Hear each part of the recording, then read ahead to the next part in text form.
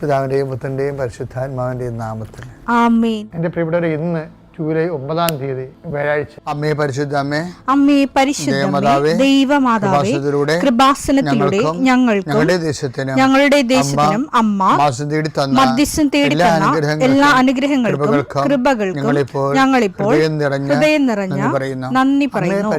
അമ്മേ പരിശുദ്ധമേ, ദൈവമാതാവേ, 2004 ഡിസംബർ 7 ഉച്ചകഴിഞ്ഞ് 2:30 കൃപാസനത്തിൽ സംഭവിച്ച അമ്മയുടെ പ്രത്യക്ഷപ്പെടലിനെക്കുറിച്ച് തിരുസഭയ്ക്ക് സമർപ്പിച്ചിരിക്കുന്ന പഠനരേഖകളുടെ സഭാത്മകമായ പഠനം ആരംഭിക്കുവാൻ ഞങ്ങൾ പ്രാർത്ഥിക്കുന്നു. അമ്മേ പരിശുദ്ധമേ, ഭൂസ്വർലോകങ്ങളുടെ രാജ്ഞിയായ അങ്ങേയ്ക്ക് ഭൗമസംരക്ഷണത്തിനായി പ്രപഞ്ചപ്രകൃതിയെ തന്നെ തിരുസഭ പ്രതിഷ്ഠിക്കുവാൻ ഈ പ്രത്യക്ഷീകരണം വഴി ഇടയാക്കണമേ. പരിശുദ്ധമേ, ജപമാല മാതാവേ, സകല കൃപാസനം പ്രാർത്ഥനയോടും ചേർത്ത് ഞങ്ങളിപ്പോൾ പ്രാർത്ഥിക്കുന്ന ഈ കുടുംബത്തിന്റെ പ്രത്യേക നിയോഗം പറ മക്കളെ.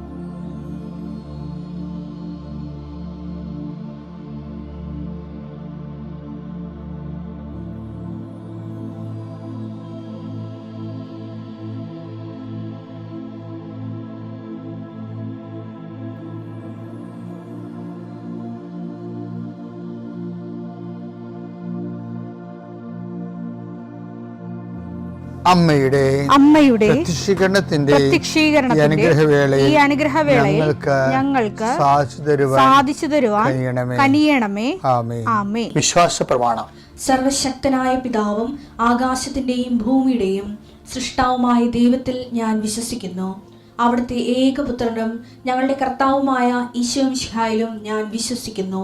ഈ പുത്രൻ പരിശുദ്ധാത്മാവിനാൽ ഗർഭസ്ഥനായി കന്യകാമറിയത്തിൽ നിന്ന് പിറന്ന് പൊന്തിയോസ് പീലാത്തോസിന്റെ കാലത്ത് പീഡകൾ സഹിച്ച് കുരിശിൽ തറയ്ക്കപ്പെട്ട് മരിച്ച് അടക്കപ്പെട്ട് പാതാളങ്ങളിൽ ഇറങ്ങി മരിച്ചവരുടെ ഇടയിൽ നിന്ന് 3-ാം നാൾ ഉയർത്ത് സ്വർഗത്തിലേക്ക് എഴുന്നള്ളി സർവശക്തിയുള്ള പിതാവായ ദൈവത്തിന്റെ വലതുഭാഗത്തിരിക്കുന്നു.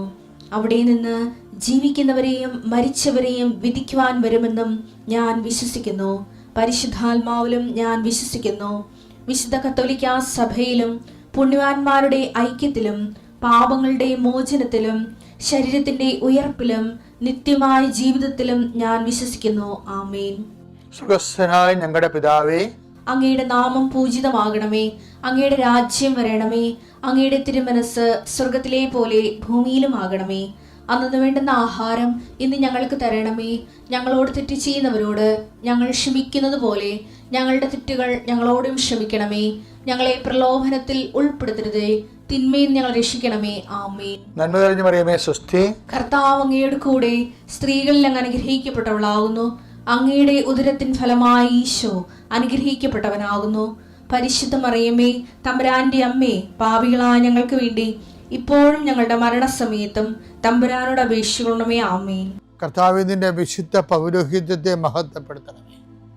കർത്താവെ, സഭയിലുള്ള സാന്നിധ്യം പ്രകടമാക്കണമേ.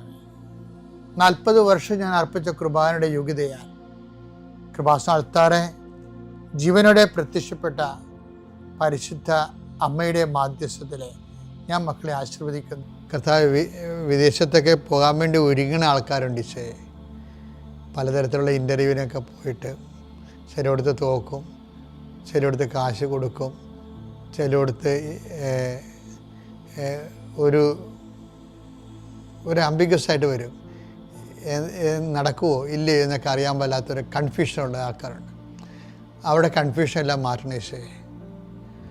പ്രഭാതത്തിൽ അങ്ങയുടെ നാമം വിളിച്ചപേക്ഷിക്കുന്ന അങ്ങയുടെ മക്കളുടെ മേൽ അവിടെ കണ്ണുനീര്, ഞാൻ നിൻ്റെ കണ്ണുനീരെല്ലാം കുപ്പിയിലാക്കി വെച്ചിരിക്കണമെന്ന് പറഞ്ഞില്ലേ. ഞാൻ നിന്നെ എൻ്റെ കൈവെള്ളയിൽ കാർവ് ചെയ്ത് വെച്ചിരിക്കുന്നു എന്ന് പറഞ്ഞില്ലേ. കർത്താവേ, നീ ഞങ്ങളോട് കാണിക്കുന്ന കരുണയും കരുതലുമാണത്. വിനാശത്തിൻ്റെ കൊടുങ്കാറ്റ് കടന്നു പോകുകയുള്ളൂ. കർത്താവേ, നിൻ്റെ ചിറകളുടെ ഉള്ളിൽ ഞാൻ അഭയം പ്രാപിക്കുന്നു എന്ന സങ്കീർത്തനോട് ചേർന്നുകൊണ്ട് കഷ്ടകാലങ്ങളിലൂടെ കടന്നു പോകുന്ന മക്കളെ കൈവെള്ളയിൽ അങ്ങ് സൂക്ഷിക്കുന്നതോട് നന്ദി പറയുന്നു. ഇപ്പോൾ ഞങ്ങൾ കയ്യിലെടുത്തിരിക്കുന്ന രേഖകൾ ഞങ്ങൾ ജീവിതമാർഗം കണ്ടെത്തുന്ന ഓരോ തൊഴിലിടങ്ങൾ, ഞങ്ങളിപ്പോൾ എവിടെയാണ് നിൽക്കുന്നത്, എന്തിനു വേണ്ടിയാണ് നിൽക്കുന്നത്, ആ അനുഗ്രഹ സ്ഥലങ്ങളെ ഇപ്പോൾ നീ ആശീർവദിക്കണമെന്ന് പ്രാർത്ഥിക്കുന്നു.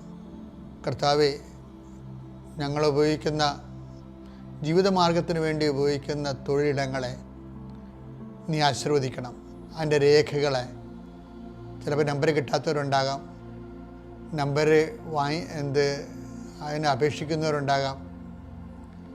ഏതെല്ലാം തരത്തിൽ ഏതെല്ലാം രേഖകളാണ് വേണ്ടത്, ആ രേഖകൾക്കെല്ലാം നിലവിലുള്ള ദോഷങ്ങളെ, തടസ്സങ്ങളെ, കിട്ടാനുള്ള തടസ്സങ്ങളെ കർത്താവിൻ്റെ നാമത്തിൽ ബന്ധിക്കുന്നു. എൻ്റെ കർത്താവിൻ്റെ ഉന്നതമായ നാമത്തിൽ നിൻ്റെ വാഹനങ്ങളെ ഞാൻ ആശീർവദിക്കുന്നു. നീ ഉപയോഗിക്കുന്ന നീ പോകുന്ന വഴികളെ ഞാൻ ആശീർവദിക്കുന്നു. നിൻ്റെ വാഹനത്തിൻ്റെ, നീ ഹയർ ചെയ്ത വാഹനമായാലും, വാടകയ്ക്കെടുത്ത വാഹനമായാലും, ടാക്സി എടുത്ത വാഹനമായാലും, ഗവൺമെൻറ് വാഹനങ്ങളായാലും, അതെല്ലാം നീ സഞ്ചരിക്കുമ്പോൾ കർത്താവിൻ്റെ നാമത്തിൽ സംരക്ഷിക്കപ്പെടട്ടെ.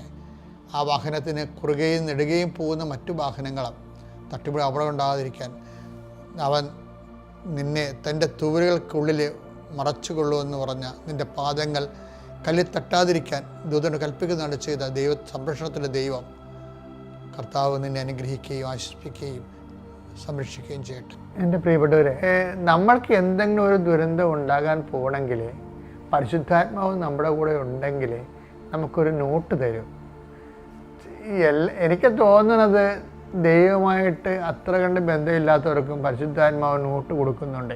കാര്യം എന്താണ്, ഇവന് എന്തെങ്കിലും ഇപ്പം ദൈവം ഇല്ലാതെ നടക്കണമെങ്കിലും ഇവന് എന്തെങ്കിലും സംഭവിച്ചു കഴിഞ്ഞാൽ മോങ്ങി ഇവൻ എൻ്റെ അടുത്ത് വരുമെന്ന് പറഞ്ഞുകൊണ്ട് ദൈവത്തിന് അറിയാവുന്നതുകൊണ്ട് ദൈവം നമുക്ക് ഇങ്ങോട്ട് തരുന്നുണ്ട്. പക്ഷേ ദൈവാനുഗ്രഹം കൊണ്ട് നമ്മളത് മനസ്സിലാക്കണില്ല. എന്താ കാര്യം, നമ്മൾക്ക് അത് ദൈവത്തിൻ്റെ തോന്നിയതായിരിക്കും. അങ്ങനെ തോന്നിയതായിരിക്കുമെന്ന് പറയേണ്ട സംഭവമില്ല മക്കളെ. ഡിസൺമെൻ്റ് ഓഫ് ദി സ്പിരിറ്റ്, ആത്മാവിൻ്റെ വിവേചനം എന്ന് പറഞ്ഞാൽ എന്താണെന്നറിയാമോ? ഇപ്പം ഞങ്ങളൊക്കെ, നിങ്ങൾ ഓരോ സ്ഥലത്ത് ഇരുന്ന് പറയത്തില്ലേ, ഇന്ന ആൾ ഇന്ന വിഷയത്തിന് ഇപ്പോൾ ദുഃഖിക്കുന്നുണ്ട്, ഈ പ്രാർത്ഥനയിൽ അയാൾ സുഖപ്പെടും, അയാളുടെ രോഗം ഇന്നതാണെന്നൊക്കെ പറഞ്ഞാൽ എന്താണ്? അത് പ്രസംഗിച്ചുകൊണ്ട് നിൽക്കുന്ന സമയത്ത് തന്നെ കർത്താവ് ഒന്നും സിനിമ പോലെ കാണിച്ചിട്ട് പറഞ്ഞതല്ല, ആന്തരികമായ സൂചനകളാണ്. ആന്തരിക സൂചനകൾ, ആ സൂചനകളെ ഞങ്ങളത് ഒബ്ജക്റ്റീവായിട്ട് എടുക്കും. എന്നിട്ട് ദൈവത്തെ വിശ്വസിച്ചുകൊണ്ട് അത് പറയും. അപ്പം നമുക്കൊരു ആന്തരിക ബോധ്യം കിട്ടും. അത് തോന്നലല്ലത്. ഈ തോന്നൽ ആണ് ഉണ്ടാകണമെങ്കിലും ചില ആൾക്കാർക്ക് ഇത്തിരി കൂടി ദൈവമായിട്ട് സത്യസന്ധമായിട്ട് പോകുന്നവർക്ക് അത് ബോധ്യമായിട്ട് മാറും. അതാണ് വിഷയം. പരിശുദ്ധാത്മാവിൻ്റെ ഈ വോൾട്ടേജ്, ഡിമിനിഷിങ് വോൾട്ടേജ് ഉണ്ട്, ഫുൾ വോൾട്ടേജ് ഉണ്ട്. അപ്പോൾ ഈ ആത്മാവിനെ നിർവീര്യമാക്കരുതെന്ന് പറയത്തില്ല. 1 തെസ്സലോനിക്ക 5:19. 1 തെസ്സലോനിക്ക 5:19. ആത്മാവിനെ നിങ്ങൾ നിർവീര്യമാക്കരുത്. എനിക്ക് ഏറെ ഇഷ്ടപ്പെട്ട വചനം അത്. ആത്മാവിനെ നിങ്ങൾ നിർവീര്യമാക്കരുത് എന്ന് വെച്ച് കഴിഞ്ഞാൽ ആത്മാവിന് പല ഗ്രേഡ് ഓഫ് പവറുണ്ട്, പവർ സ്റ്റേജ് ഉണ്ട്. ഇപ്പം നിർവീര്യം എന്ന് പറഞ്ഞു കഴിഞ്ഞാൽ പവർ കുറഞ്ഞ് ഇനാക്റ്റീവായിട്ട് വരും. നമ്മളിൽ ലോകാരൂപിയോ ദുഷ്ടാരൂപിയോ കൂടുന്നതനുസരിച്ചുകൊണ്ട് നമ്മളിലുള്ള പരിശുദ്ധാത്മ ഡിമിനിഷ് ചെയ്ത് വരും. അപ്പോൾ നമുക്കൊരു 30-35% വോൾട്ടേജേ ഉള്ളൂ പരിശുദ്ധാത്മാവിൻ്റെ ഉള്ളെങ്കിൽ നമുക്ക് വരാവുന്ന പ്രശ്നം ഇതുപോലെ തോന്നലേ വരത്തുള്ളൂ. അപ്പോൾ ഇത് നമ്മൾ ഓർക്കും, എനിക്ക് തോന്നിയായിരിക്കും, അത് അങ്ങനെയൊന്നും അല്ലേ, അങ്ങനെയൊക്കെ സംഭവിക്കാൻ പോണ. അപ്പോൾ അതൊക്കെ സംഭവിക്കാൻ പോകണമെന്ന് പറഞ്ഞ് ഇപ്പം അങ്ങനെ ചെയ്യാൻ പറ്റുക. അപ്പോൾ എന്ന് പറഞ്ഞ് നമ്മളത് ആ ഒരു തള്ളിക്കളയും. അപ്പം അത് എപ്പോഴും ഇങ്ങനെയുള്ള സമയത്ത് നിങ്ങൾ ഓർത്തേക്കണം, ദൈവത്തിൽ നിന്ന് വിഷയബന്ധിയായിട്ട് ഒരിക്കലും ദൈവമായിട്ട് നിങ്ങൾ ഒരു റിലേഷൻ സാധ്യമല്ല. വ്യക്തിബന്ധിയായിട്ട് പോകാൻ പ്രത്യേകം ശ്രദ്ധിക്കണം. പിതാവിൻ്റെയും പുത്രൻ്റെയും പരിശുദ്ധാത്മാവിൻ്റെ നാമത്തിൽ.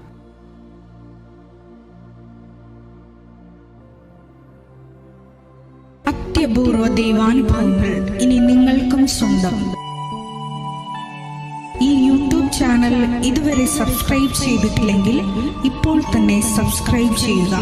ഈ വീഡിയോ ഇപ്പോൾ തന്നെ നിങ്ങളുടെ സുഹൃത്തുക്കൾക്ക് ഷെയർ ചെയ്തുകൊണ്ട് പ്രേക്ഷിതരാകുക.